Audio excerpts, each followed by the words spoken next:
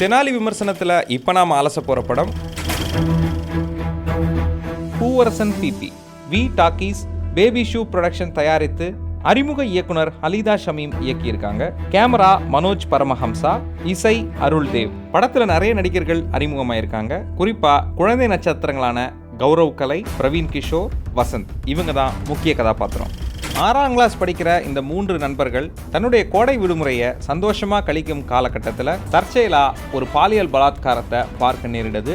பலாத்காரத்துக்கு உள்ளாக்கப்பட்ட அந்த பெண் அடுத்த நாளே பிணமாக கிடப்பதும் தெரிய வருது. போலீஸ்ல சொன்னா நம்ப மாட்டாங்கன்றதுக்காக துடுக்கான இந்த 3 பசங்களும் இந்த விஷயத்தை துப்பறிகிறாங்க. சரியான கொலையாளிகளை கண்டறிந்தாங்களா, அவங்களோட விடுமுறையை மகிழ்ச்சியா கழித்தாங்களான்றதான் படம். படத்தோட கதை குழந்தைகள் சம்பந்தப்பட்டதாக இருந்தாலும் சுமார் தான். முக்கிய கதாபாத்திரத்தில் நடிக்கிற சிறுவர்களுடைய நடிப்பு சிறப்பு. படத்துல ஒளிப்பதிவு, கலர் டோன், படத்துல வர லொகேஷன் இதெல்லாம் படத்துக்கு சிறப்பு. படத்தோட கதைக்களம் இன்னும் கொஞ்சம் செதுக்கி தேவையில்லாத காட்சிகளை தவிர்த்திருந்தா இன்னும் சிறப்பாக இருக்கும்.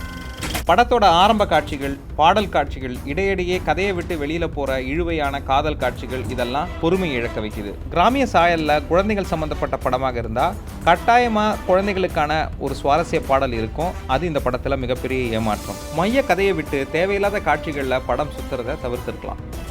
பூவரசன் பிபி சத்தம் கொஞ்சம் கம்மி. தெனாலி இதற்கு தரும் மதிப்பெண் 10க்கு 3.5.